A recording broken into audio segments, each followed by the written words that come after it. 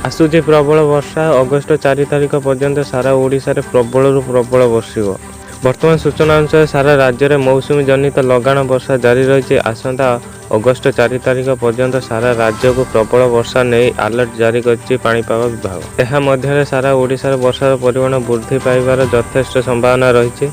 यह सहित राज्यर केतेक स्थान में प्रबल अति प्रबल वर्षा होगा नहीं आशंका करा जाउछि।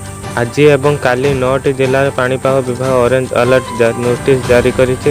एही 2 दिन में पुरी, जगतसिंहपुर, कलाहांडी, कंधमाल, बौद्ध, सोनपुर, बरगड़, बलांगीर, संबलपुर आदि जिले में प्रबल अति प्रबल वर्षा होगा नहीं पूर्वानुमान कर। अगस्ट 2-3 तारीख में 6 जिला पाणीपाग ऑरेंज वार्निंग जारी कर। आम चैनल आगक नुआ नुआ पाणीपाग अपडेट जानापी आम चैनल को सब्सक्राइब करें।